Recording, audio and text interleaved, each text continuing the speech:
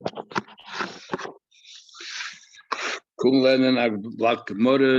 daf is daf Nun Zayin Amud Aleph. Thursday's Gemara Hey El. We're up to the Gemara over here, 6 lines from the top of the page. So we had a machlekes in the Mishnah between Rabbi Yasi and Rabbi Yehuda.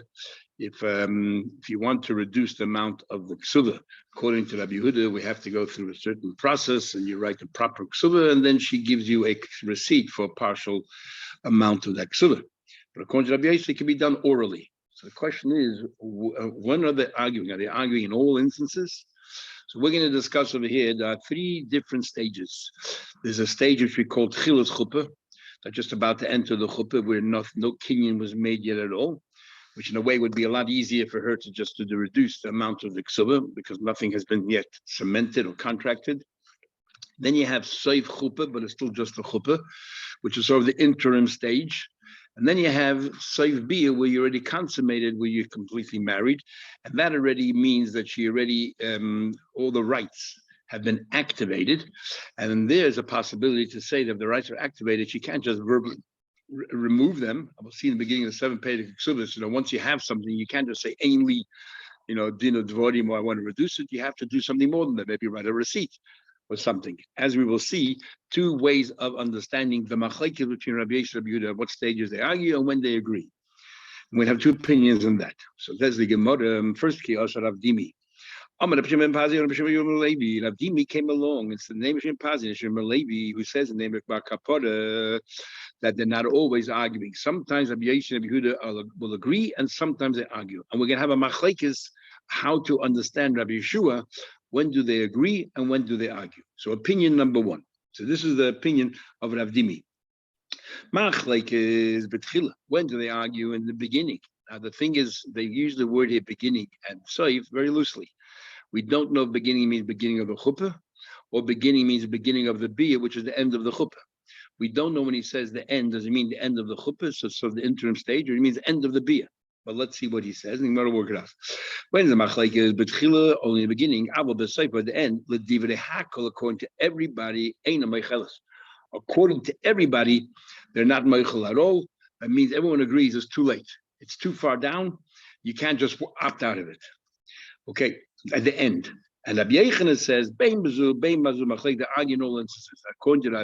According to Rabbi Yasi, even at the end, she can still verbally say, I am meichel. That Omar Vavu comes along and says, you have to understand Rav Dimi, what he's saying over here about the machlekes Rabbi Shur B'Levi Rabbi Yochanan, and in fact, Rabbi Shur B'Levi Rabbi Yochanan not even argued. What do you mean?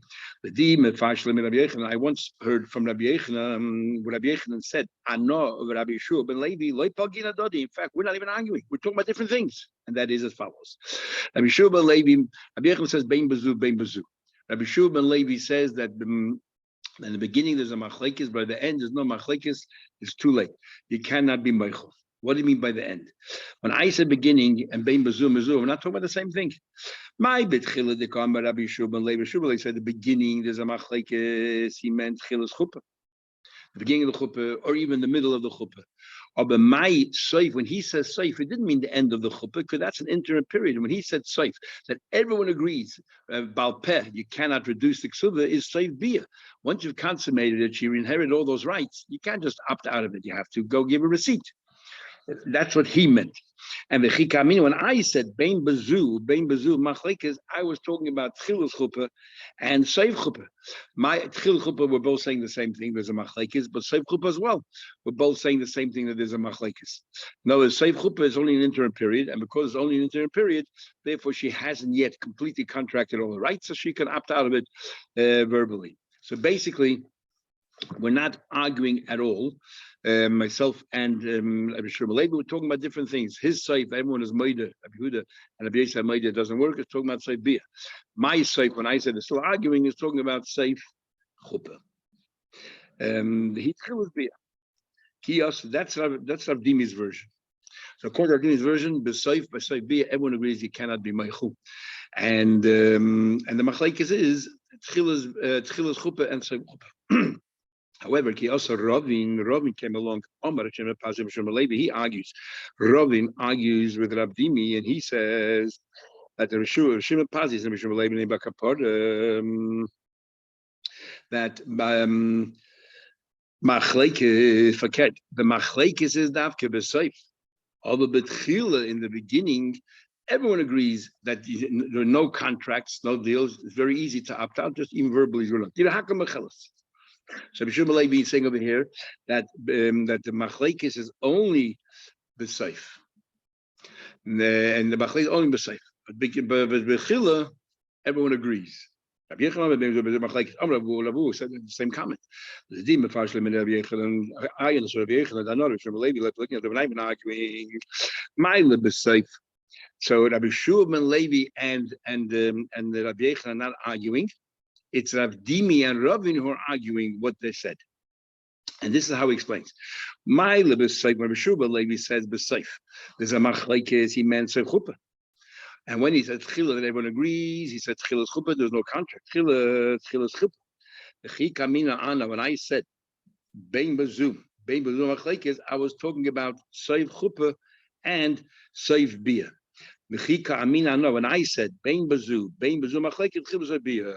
So according to this version, according to this version, the middle stage, seif chuppah, and the last stage, which is seif bia. That's the machlekes of Rabbi Yossi holds that even in the final stage, she can do it verbally. But chilas chuppah, according to this version, everyone agrees that you can do it verbally. That's Ravin's version. Rav Dimi's version is fakert. That tzayv bia, everyone agrees. Even Rabbi Yossi that verbally is no good. The whole machlekes is chila and the middle stage. Yeah, says the Gemara. So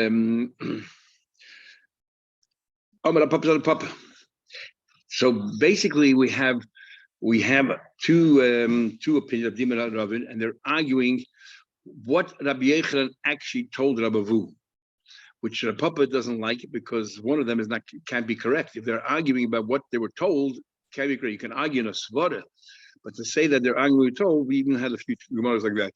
Back in Yevamos and other places where it seems like what the more asked, like what one of them is lying. It's not comfortable to learn that two Amoraim are arguing exactly what Rabbi Yechon said. You could always say this was said earlier in life, and this is later in life. But in this case here, for example, it's the exact same machlekes, and the wording is the same, but just they're arguing Tchil and Seif. And Papa's not comfortable with that. He'd rather say that they're arguing in Svaris and they're not arguing that what Rabbi Yechon actually said. So, if Rabbi would not have said clearly Rabbi Yechon told me that not they're not arguing, I would have said I would much be more comfortable to learn that Rabbi Yechon and Shua are arguing, and they're arguing in a Svara. They're arguing in a Svara, the Seif of Chila. And the Rabdimi v'Ravin lepligi, but Rabdimi and Rabdami are not arguing what Rabbi Yechon actually said. My Seif the Kamar Ravin Seif Chuppah. When the Ravin said Seif, what was he talking about? He was talking about Seif Chuppah. My Tchila the Kamar Rabdimi is Tchilas Bia.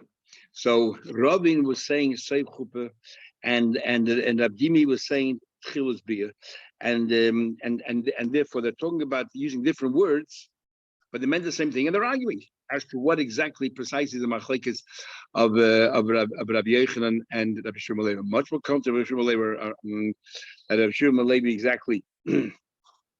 I would have said much more comfortable that they're arguing, and Rabbi Dimi Rav are not arguing. They're just talking about this person uses the word chila, and this person uses the word seif, but they're talking about the same period. Chila's bia, which is the same as seif chuppah.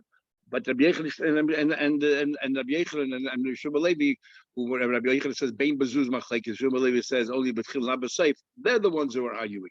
Much better. My kamashal, and what's the difference?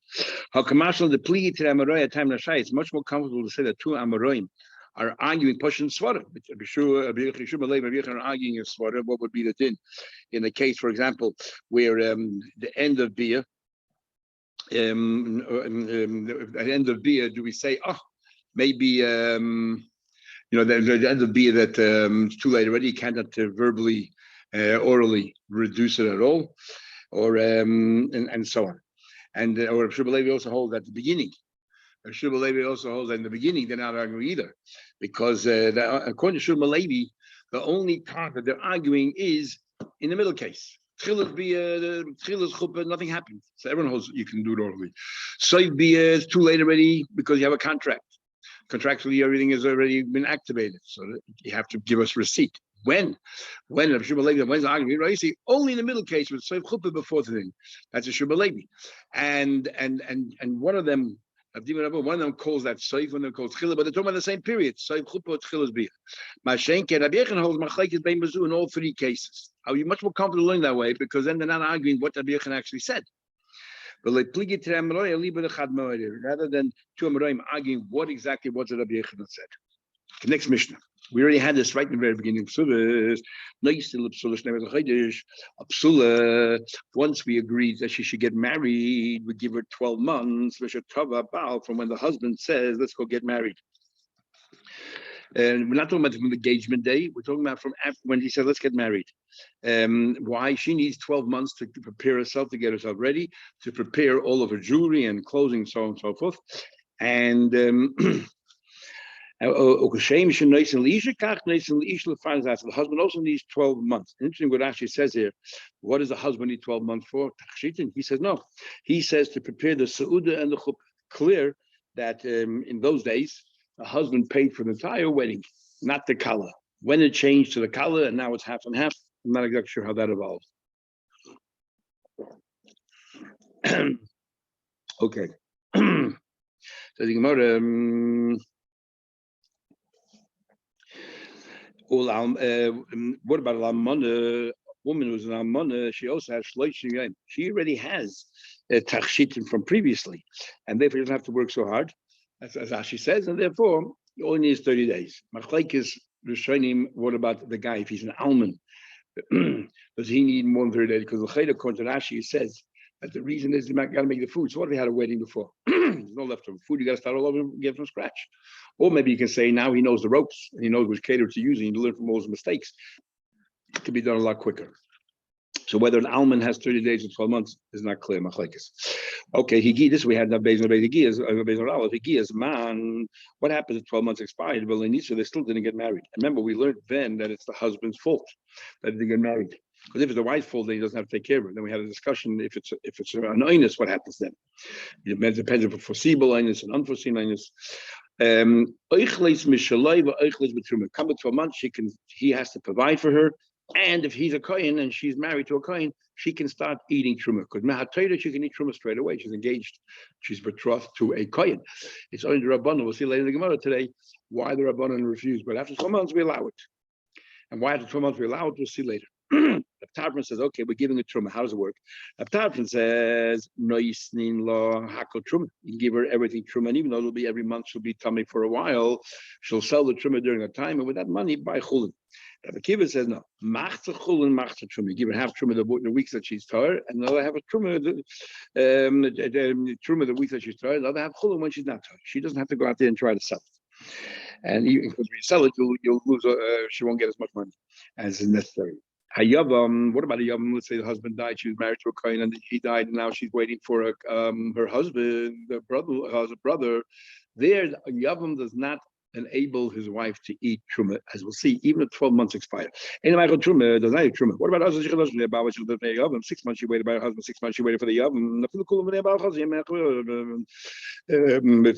Let's say that almost an entire year elapsed with your husband, only one day with the yavam, so you would think, okay, that's it. Now she's entitled to eat.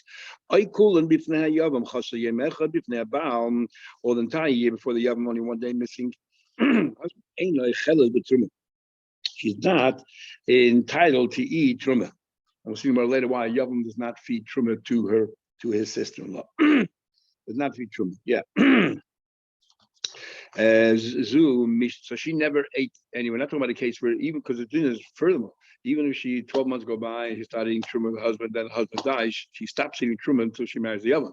But the Mishnah is talking about, as Rashi explains, we're talking about a case where she never started eating truma. Zu Mishnah Rishoina. This is how it used to be. Bezdin Shalachareinam came along a later Bezdin. A later Bezin came along and said, no, this first showing that 12 months, we start feeding her. The later Bezin came along and said, we don't want her to eat truma until she actually marries him. And we'll see more soon why. The first thing I want to know is, how do you know 12 months? Says the Gemara, how do you know there's such a time period of 12 months? Where does that come from? It says in Pasuk by Rivka, Achia. The Ima Teishev had Lavan was saying, let the Rivka stay here. Teishev had Taira. Let this girl stay with us, Yamim, which if you take it literally means 2 days, or 10 days. Now, it's hard to understand. If 2 days you won't accept, well, how can they ask them for 10 days? My Yamim, 2 days, that's how people speak. They said to him 2 days, so 10 days. And he said, okay. No. Yamim, what does Yamim mean? Mishana, a year. Where do you find the word Yamim to me a year? When it talks about selling a house within a walled city, and you have only 1 year to redeem it, it says there, Yamim tihi yegulasai. And that's talking about a year. It says in Gemara, maybe it's talking about a month. Could we find another pasuk? It says over there, when Abishur was cursing the Eden who were asking for meat, and he says that what meat will come out of years, ad chodesh yamim, a month of days, until it come out of your nose, and so on and so forth. So we see yamim can mean a month. So maybe it means only a month you wait. Amadi, we say very simply, donin yamim stam yamim stam. We learn days and days. Donin yamim stam yamim shem chodesh. Here it says the pasuk chodesh yamim. So we don't learn from there. Tana, we learned. Tana, a young girl. A young girl, whether it's her, whether it's her father, can say, we're not ready to get married yet. They can hold back the wedding. So I understand she can say, I'm not ready yet, because she's the one who has to get married. She says, I'm not ready yet. And she says, look, she's like, Tana, I want to wait till I reach puberty. Ella of her father, if the girl says, I'm ready to get married, why would the father delay it? What possible reason? Says the Gemara Sava, he thinks, she has no idea what marriage is all about. And maybe it's like Tana, when suddenly she finds out what marriage is all about, she'll be very uncomfortable, she'll run back home. Tomorrow she'll rebel against her husband, the nafka she'll go out, and then the husband will divorce her. But I'll have to buy her more stuff again. I'll have to be responsible for her again. I'd rather do it right the first time, make sure that she's happy, and I don't have to expend more money. Says the Gemara, I guess you'll need other tachshit because she grows in size as well. So whatever she bought her when she was that age is not going to fit her anymore. So he has to get new stuff. Otherwise, we said before that she has most of the things. But what's the big bother? Says the Gemara, we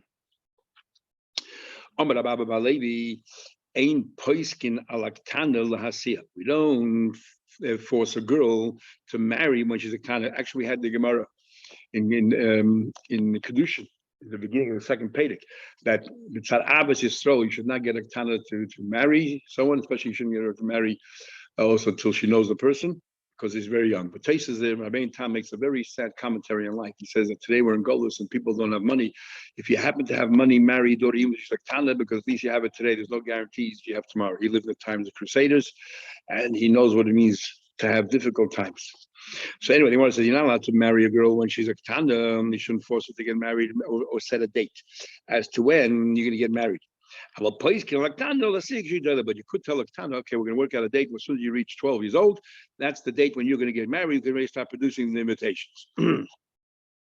And Rashi says here, even though we're doing that to tell her we're going to get married when you're 12, but not the pshat is that she gets engaged now and consummate then, because we want her to be an adult when she makes a decision in the first place. Because she should say, "Ani loitza." We don't want prearranged marriages where the girl has absolutely no day in what's going on. We need her to say, "Ani loitza," as Rashi says, "I want this person." So what Pshita in the Rabbi is, I would have thought, I would have thought you shouldn't even talk about it right now, the pressure. And because if you put pressure right now, she'll feel very vulnerable, she'll feel very weak, and maybe it's not the right thing to do. That there's nothing wrong about talking about it to a girl when she's young. Says the Gemara further. Kamash Milan comes to teach you. Rav Huna, so Rav Huna is like my grandmother. When someone was, the girl was dressed Shabbos day, she always say, "Oh, a kala maidel," even though they're only 6, 7, 8 years old. Start getting them used to the idea. Rav Huna said, Rav Huna makes the following chiddush before the Gemara is eventually going to repudiate what he said. He said, Bagra Yoimechad, once the girl is even one day over 12 and a half, then his kacha, she got engaged. She only needs 30 days from Amana. And very interesting, Rashi says the reason why she only gets 30 days is because since she's over 12 years old, she already was thinking about getting married, even though she didn't have anybody particular in mind. She would have prepared already all the jewelry and most of the things that she needs for a wedding before even, according to Rashi, even before she became 12 and a half, because she doesn't want to wait a day longer than 12 and a half. She got it all stuff organized. So Tejri really wants to know, so what does the Mishnah mean? Tani not marry, so it's only talking about a naira, and you give it 12 months. But the moment she's at 12 and a half, she already only has 30 days. So it means like this. If she became engaged between 12 and 12 and a half, she's not in a rush because she's engaged. So she thinks she has 12 months to take care of it. But once she's 12 and a half and she wasn't engaged yet, that's when she take care. In fact, look at the words of Rav Huna. It says clearly, it's only the condition took place after she was a bagetis. So you're telling me a bagetis doesn't get 12 months. Let me ask you a question. May Severi, I'll ask you a question. Bagra, she became 12 and a half. She has a thing like she was already demanded for. My she still gets 12 months. No, which we learned in our Mishnah, you only entitled to 1 month. Toshma coming here. And the Gemara, when the Gemara asks, isn't it kavod of sulta? It doesn't mean when he asks her to marry her once they got engaged. Toshma coming here. Boy, get as an adult shishah, such name as a 12-and-a-half-year-old that waited 12 months. Since 12 months expired, he has to feed her. Yafa, now he's entitled to a nola and a daughter. So it says clearly here, 12 months. Says Gemara again. Aim or no, reading a comma, boy, get as comma, either 12 and a half or shishah, such name as a or waited 12 months by a naira. Lesson says, that says he has to feed her, he can annul an adarim without having any partnership with the father. So you want to touch my coming here. Coming here. Hamadis is Absula. Touch my coming here. Hamadis is Absula. If somebody's Ma'aris Absula, Bain should tava habal. You got engaged in psula. Whether the husband asks, let's get married, he ma'akeva, she says not yet. Ubain should tava, she asked. Ubal ma'akev, he says yet, not yet. No, you still give 12 months. It says clearly here, okay, and mishas 3 from the time of asking. Avalem mishas says not from the time they got engaged. The 12 months start counting, start ticking once he says, okay, let's get married. Ubagra says clearly here, harehi kitfua. Bagra is like someone who was asked, and it spells out. Kate said, Bagra yoymechad. She became 12 and a half already a day ago. Vinnis kacha, and then she got engaged. Nice, nilosh, name as a chaydish. Clear. Still has 12 months. The la rusa shleishim yom. There are some cases where someone who's engaged and you only entitled to 30 days. As Gemara will explain soon. There's a kasha because clearly by get it yomechad and kacha, you're entitled to 12 months. My la arusa shloishin yom. What do you mean when you say the arusa has 30 days? On a pub halakamba. By Geddes, she's now 13 and a half years old. She wasn't engaged or anything, but she's 13 and a half. She had a whole year to prepare herself. Bagrus as an adult. And then when it's kacha, then she's only entitled to 30 days, like an almana, from the day that she got engaged, because she had plenty of time to prepare herself.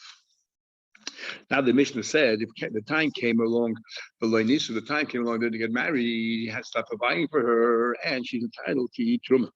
Amarul explains. Now we have a machlekes here, but you do have it. Ula says, arusa basi she's betrothed. She's allowed to eat truma. Shenemar, it says in Pasuk, koyin ki yik nefesh kinyan kasbu. If a koyin acquires a nefesh, makes a kinyan, then he's allowed to transfer the rights to eat truma. through kesef, one of the ways of transacting a marriage. So why is it during this interim period she does not eat? She's living at home. Maybe we'll give her some wine to drink in her father's house, but she's very close with her family, and she might pass it on. Such good wine, forget herself, and they'll be eating truma. So therefore, because of that gezeda, we decided not to. So what's the difference? 12 months go by, she's still living at home, saying chashash. No, if already living 12 months, and now the husband has to provide for her fully, then we say, he doesn't want to feed the whole family. It costs him a fortune. He will designate a certain place. This is where her food is, and therefore she no longer mingles with the rest of the family as such, and we're not worried that she's going to pass on the truma. So following that logic, lucky if you hired somebody, let's say, to work in your field, koyin liyisrael, let's say you hired a worker to work for Yisrael, we should not feed him truma till me also maybe he will come and eat together with the rest of the family. If you have a kohen worker, you should not be able to feed him any truma, because it's a lot cheaper to feed him truma because of the same chash having a woman there. So the Gemara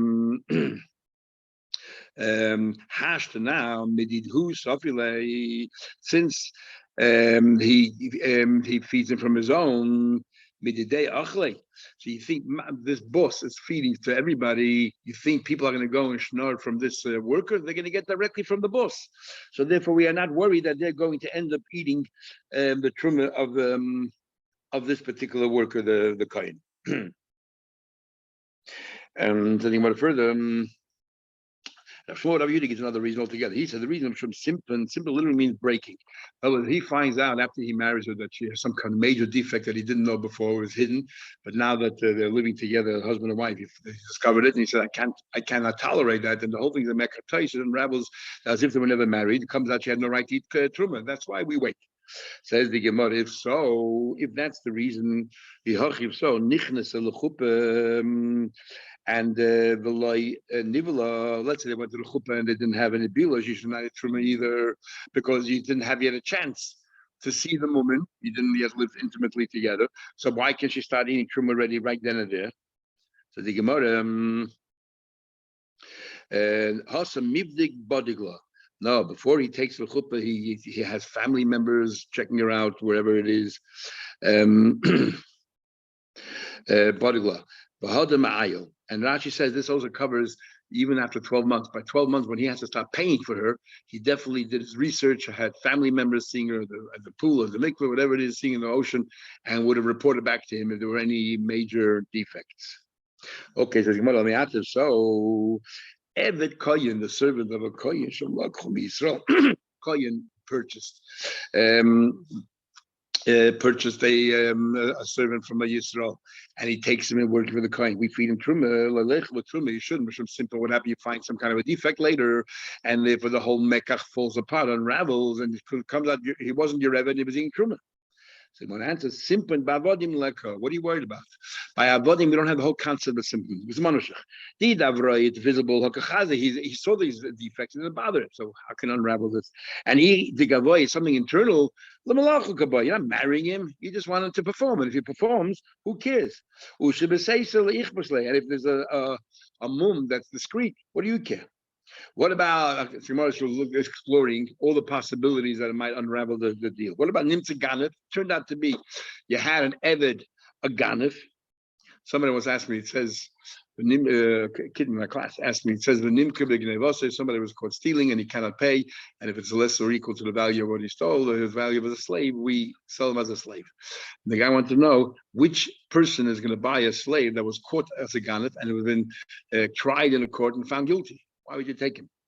But the Gemara says right here, Nimtza Ganef. Let's say you find that the person turns out to be a Ganef, so you can say, oh, I would know he's a Ganef, I never would have bought him, so the whole thing can make a toss. Or Kuvustus, or he's a Kuvustus. Rashi says it means a kidnapper. Taisus finds it difficult. He says it means more like a gambler, not a kidnapper. Taisus says that there is one Gemara that sounds more like Rashi when the Malach told Yaakov, release me, and Yaakov said to him, what are you, a gambler that you have to go early morning, or you're a Kavustus? What does it mean by a gambler, by a Malach?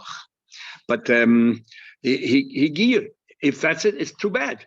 The mekach does not become bottled on account of this. Why? Because most avodim, you think they're honest. Most avodim, they fend for themselves. You can't really trust them. And so when you hire an eved, you knew that there's a possibility that their integrity is in question. So ma'ika, what else is there left more than just being a ganif, like a list of mezuyim, a bandit, or a muhtul malcha, somebody sent in the tribe of the king, and then he's going to be killed, and therefore it's a mekatos. No, again, not. Hanu koli islu. People know who's been tried. You would have heard about it. Had you just made the slightest effort to do your homework, you would have found out, and so your own fault if you didn't find out. So therefore, it won't unravel, and that's why you're permitting a truma because you're not worried. Says the Gemara, Mechdi, I don't care what the reason is. Is it simple or is it because you might give it to your family?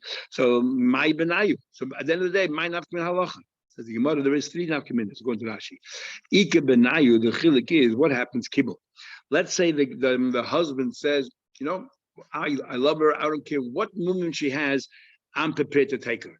So if the problem is simple, it's not gonna unravel, and therefore should be able to true.